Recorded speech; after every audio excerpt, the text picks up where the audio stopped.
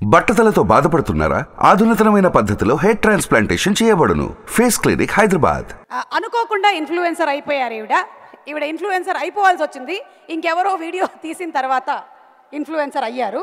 ఎలా అనిపిస్తుంది మీకు? ఆ మార్పు ఇట్లా జరిగిపోయింది కదా సడన్గా 1 డేలో. షాకుల మీద షాకులు అయితే మామూలుగా తగలట్లేదు నాకు. కానీ అసలు నేను ఊహించలేదు. కానీ అందరికీ నిజంగా పేరు పేరున అందరికీ ధన్యవాదాలు తెలుపుకుంటున్నాను. ఎందుకంటే నేను ఎక్కడుంటానో నాకే తెలియదు. ప్రపంచం అంటే ఏంటో కూడా తెలియదు. నాకే ఇవాళ ఇంతమందిలోకి తీసుకొచ్చారంటే నిజంగా సోషల్ మీడియాకి థ్యాంక్ యూ. అలాగే నన్ను సపోర్ట్ చేస్తున్న వాళ్ళందరికీ కూడా, మీ అందరికీ కూడా పేరు పేరున ధన్యవాదాలు తెలుపుకుంటున్నాను. Thank you very much. అలాగే కానీ చాలా సంతోషంగా ఉంది.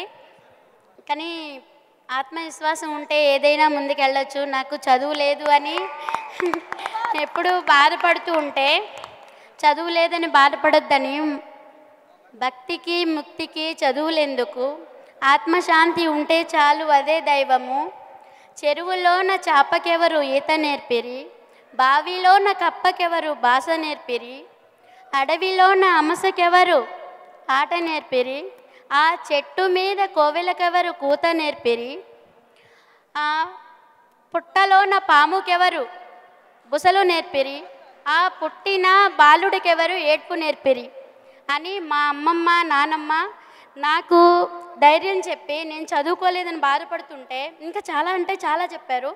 కానీ చదువు ఒక్కటే కాదు, నీ ఆత్మవిశ్వాసం ముందర పని అనేది నేర్చుకుంటే మనం చేసిన దానికి ప్రతిఫలం ఆశించకుండా ముందుకు వెళ్తే అంతా మంచిగా జరుగుతుందని చెప్పారు. కానీ నిజంగా నేను ఎప్పుడూ ఇలా ఎక్స్పెక్ట్ చేయలేదు.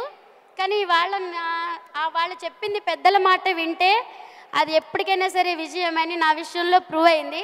సో అందరికీ ఒకటే చెప్తాను, పెద్దల మాట అందరూ వింటే విజయమే కానీ అపజయం ఉండదు. Thank you very much. Suman టీవీలో మీ పర్సనల్ అండ్ బిజినెస్ ప్రమోషన్స్ కోసం కింది నెంబర్కి కాంటాక్ట్ చేయండి.